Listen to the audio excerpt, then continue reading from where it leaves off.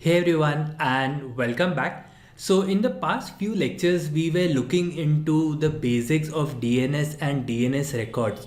However, during that time primarily we were having demo related to managing the DNS records on other providers like name.com. So in today's lecture, we will be speaking about Route 53, which is basically a DNS service which AWS provides, very similar to name.com in certain aspects. And finally, we can get started with the practical sections as well. So before we understand it, let's understand the two approach of managing the DNS name servers, which is managed and unmanaged. What happens in unmanaged is that you can have your own DNS name servers and then you can create your own zone files manually with the help of the softwares like NameD, which will help you do that. So everything you do it manually. So you don't really have that GUI, nice little GUI. You work based on terminal. We have already seen certain examples of this. This is a very good approach as far as learning is concerned. But if your primary work is not managing the DNS, then this is not a very ideal approach on a longer term. So this is the reason why managed approach is good, where you let the service providers manage the DNS name servers for you and you can do everything via GUI base. So you don't really have to worry about the downtime or DNS is working slow and all those aspects. So managed approach is quite good, and this is something that we will be looking into right now. We also have a course coming up on having our entire DNS server unmanaged. So entire course on DNS is coming up. So I'm pretty excited. Anyways, so coming back to Route 53, where AWS Route 53 is a managed cloud DNS service offered by AWS.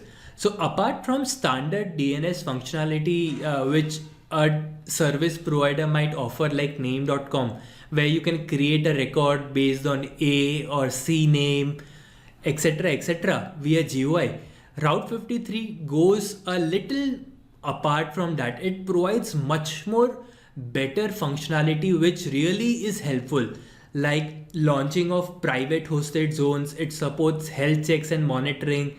It supports routing capabilities, GeoDNS, DNS failovers, and many more functionalities. I'm sure you love this once we go ahead and understand about these aspects. But since today is the introductory lecture, we'll have a high level overview.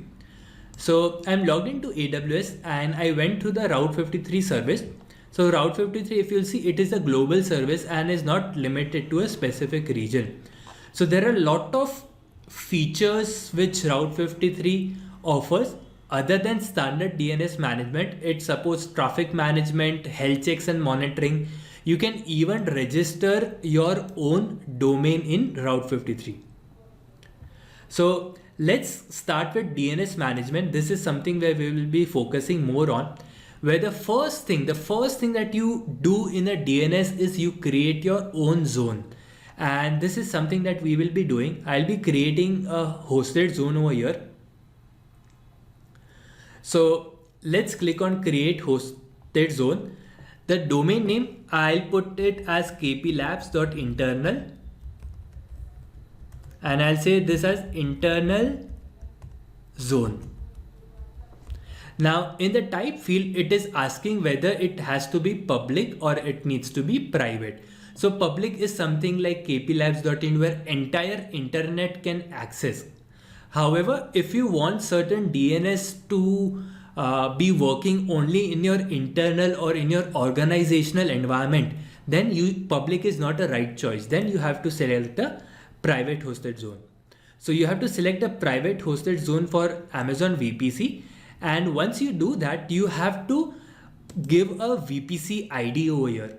So what we'll do is we have a EC2 instance running in Oregon region, and let's find out the VPC ID. So VPC ID ends with 5EDA in Oregon. So let's select Oregon, and this is our VPC, which is kplabs-new, and I'll click on create.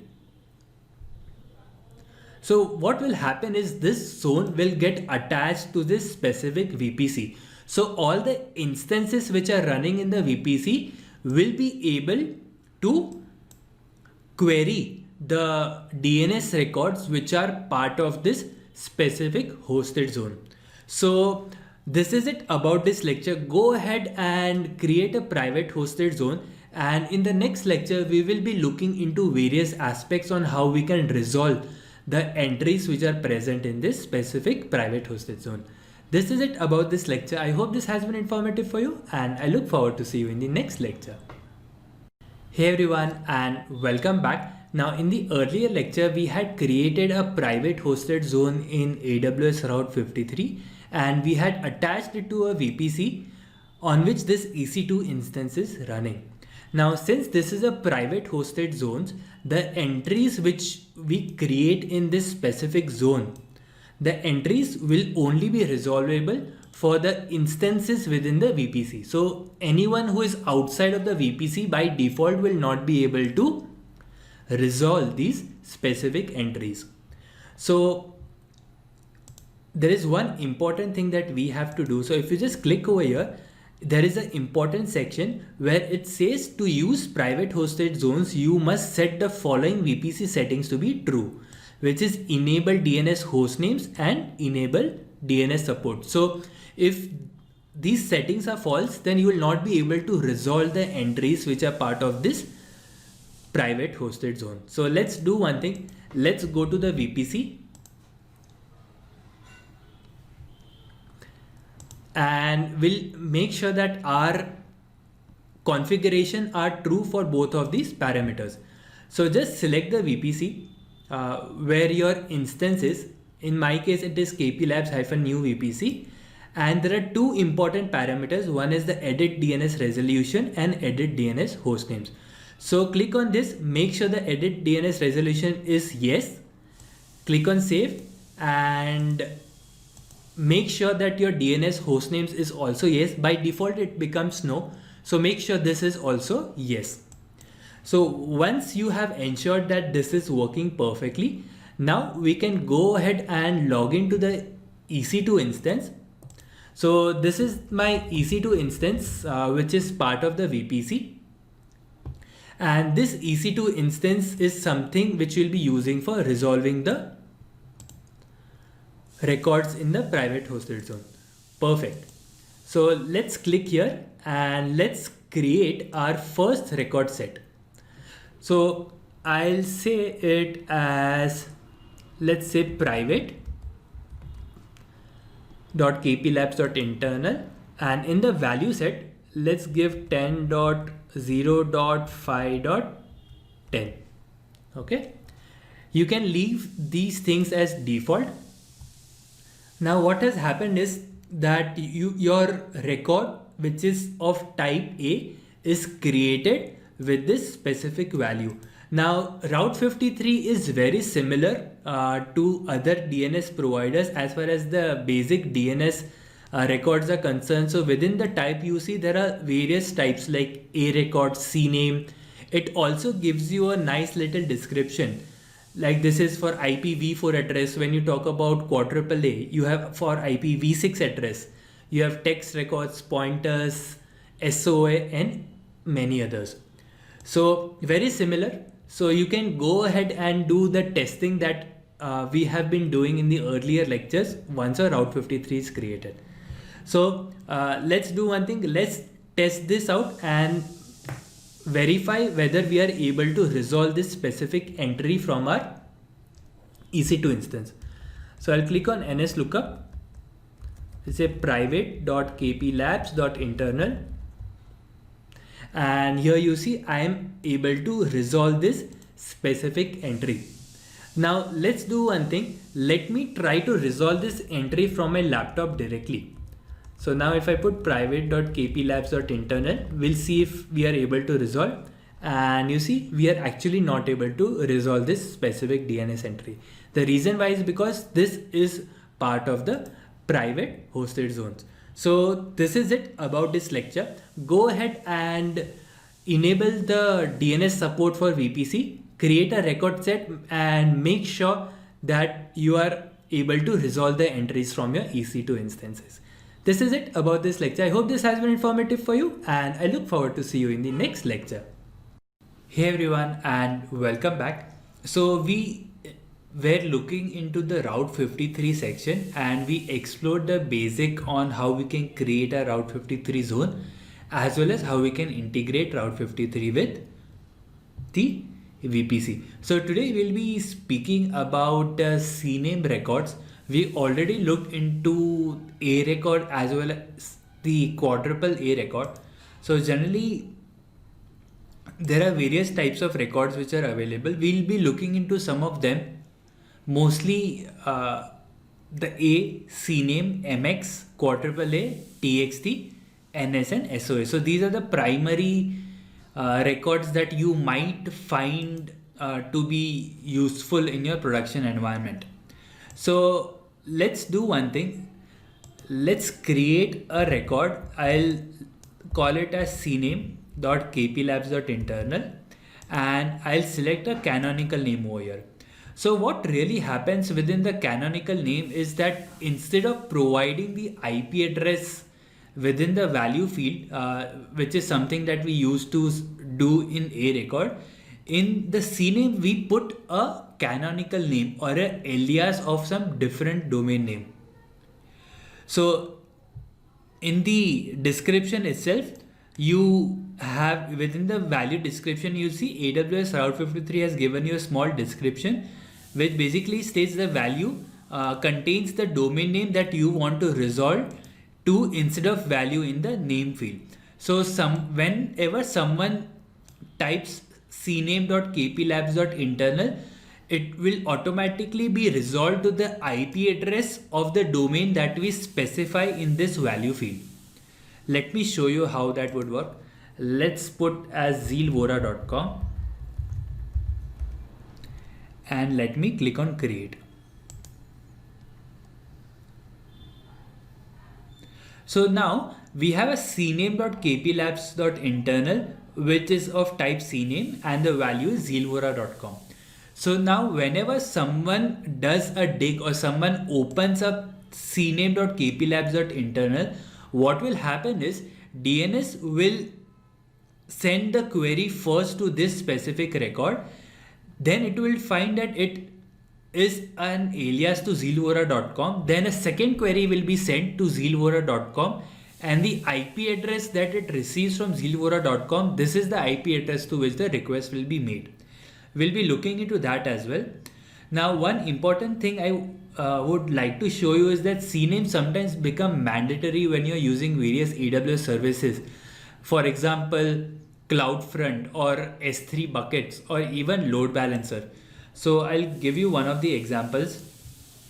This you will really face when you're working as a solutions architect, because load balancer is something that you will find in most of the organizations. And whenever you create a load balancer, the load balancer will get a DNS name. Now let's resolve this specific DNS name. Let's do a NS lookup on this DNS name and you will get the IP address over here. Now one of the caveats with the load balancer is that this IP address keeps on changing at a regular interval and you never know when it will change next.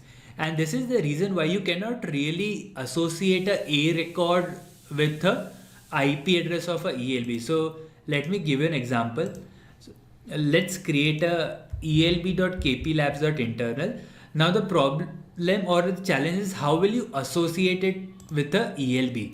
You cannot put a record. You can even put a record, like you got the answer over here. You can copy and you can paste it over here.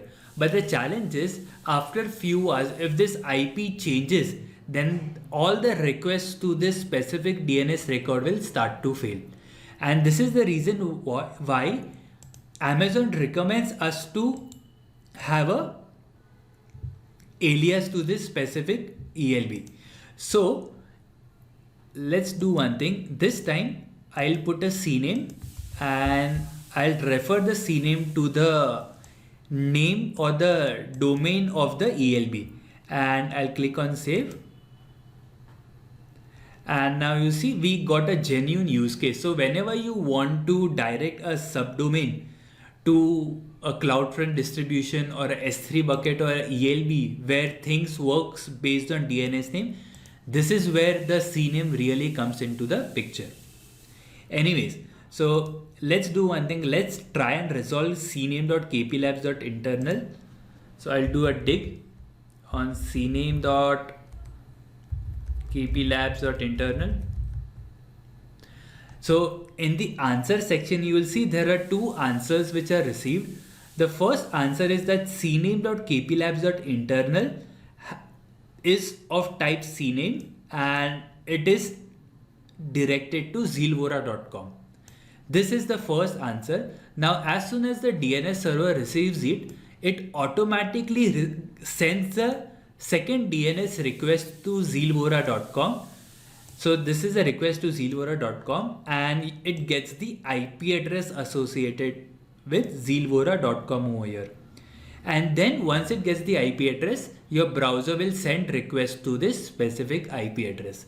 Similar goes with the ELB also. So let's try to do a NS lookup, or you can do a elb.kplabs.internal. You get a similar answer. You see, you send a request to elb.kplabs.internal. It is a CNAME to a ELB DNS. Then you send a request to the ELB DNS and you get the IP address associated with the DNS of the ELB. Perfect. So this is the basic about DNS. I wanted to show you one interesting thing because this is something which will be helpful in production. So let's assume that I have a website called as kplabs.internal and I want to direct all the requests which comes to kplabs.internal to a ELB. So definitely your first thought will come, okay, CNAME will work over here. So let's try to do a CNAME. I'll click on create. And now you see it is giving you an error saying that the record set of CNAME with DNS name of kplabs.internal is not permitted at a apex in zone.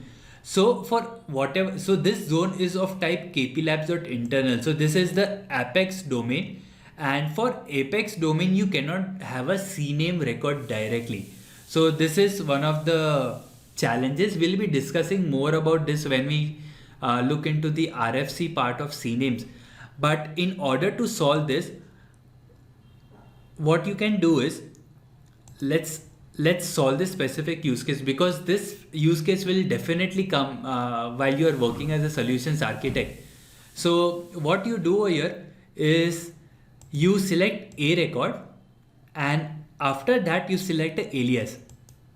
Okay. Now alias is a special feature which Route53 provides specifically for these kind of a use case where you cannot create a CNAME for your apex domain. So now in the alias you put the name of the load balancer. Let me just quickly verify. You put the name of the load balancer and you click on create. And now if you'll see, it will work perfectly. So this is the basic about CNAME and alias. Just remember for exam perspective as well that CNAME works perfectly as far as the subdomains are concerned. But when you talk about the apex domain, you cannot have a CNAME for apex domain because it creates a lot of issues. So in order to solve that, if you want to have a CNAME like functionality for the apex domain, you create a record with the alias selected and the overall functionality will be something very similar. So this is it about this lecture. I hope this has been informative for you and I look forward to see you in the next lecture. Hey everyone and welcome back. Now in today's video we'll be discussing about the major differences between a CNAME and the alias record and the use cases where you might want to use one of them. Now the CNAME records are generally used for pointing a domain name to another DNS or another host name. So for example, if you look into this below diagram, you have a record which is www.example.com, which has a CNAME record pointing to example.com. So in such cases, let's assume that this example.com has an IP address of 192.168.0.5, and tomorrow you change this specific IP address, then you do not really need to worry about the CNAME record, because now the www.example.com will point to the newer IP which is associated with the example.com. So this is what the CNAME records are generally used for. Now, there are certain drawbacks associated with the CNAME record that we need to understand. The major drawback is that it cannot be used with the root domain. So for example, in this diagram, you have a domain called as example.com. So this example.com is basically the root domain. Now, on the other hand, let's say that you have created a load balancer. Now in AWS, if you have created a load balancer, you'll know that AWS will basically give you the DNS associated with the load balancer. So one of the common things that users will try to do if they want the example.com to point to this load balancer is they'll try to create a CNAME record with that. So they'll try to create a example.com CNAME to the DNS associated with the load balancer. However, this will not work because, as we were discussing, you are trying to create a CNAME for the root or the apex domain, which is not supported by the CNAME record. So let's do one thing. Let's try this out practically so that we can understand it in a much more better terms. So I'm in my Route 53 console. Let's go ahead and create a new hosted zone over here. The name we'll give it as example.com, and the type here we'll select a private hosted zone and we'll associate it with the VPC of North Virginia. Once done, you can click on create so that we have the hosted zone associated with example.com. So you'll see that AWS has added some pre-populated record sets over here. Along with that, let's go ahead and also create a load balancer. So this is the new AWS console. Let's go to the load balancers. Let's create a new load balancer. We'll use the classic load balancer for our demo. Let's call it as kplabs-elb. And we'll just quickly do next by leaving everything as default. Once then, you can click on review and create, which will go ahead and create a load balancer for you. Now in AWS, if you create a load balancer, you will see that AWS will give you the DNS associated with the load balancer, primarily because the IP address of the load balancer keeps on changing at the regular intervals. So let's assume that there are multiple EC2 instances behind this load balancer and you want your domain, let's say example.com, to point to this load balancer in such a way that anyone who opens example.com within their browser should be directed to the servers which are running behind this ELB. So many new users will try to quickly create a CNAME record in such cases. So let's try it out. So what they'll try to do is they'll try to do a CNAME here and they'll put a value which is the DNS of the load balancer. When you try to create it in such a way, it immediately gives you an error saying that the CNAME with the DNS name example.com is not permitted at the apex in this specific zone. So as we were discussing, you cannot really create a root domain pointing to a DNS via CNAME. So in order to solve this, what you can do is you can make use of the alias record. So now what you can do, this alias you can select as yes, and within the target name you can paste the DNS associated with the load balancer and you can quickly go ahead and create it. So now you will see that this has a value of alias pointing to the DNS associated with the load balancer. So with this, I hope you got an understanding about the use cases where you need to make use of alias record instead of the standard CNAME record within the organization.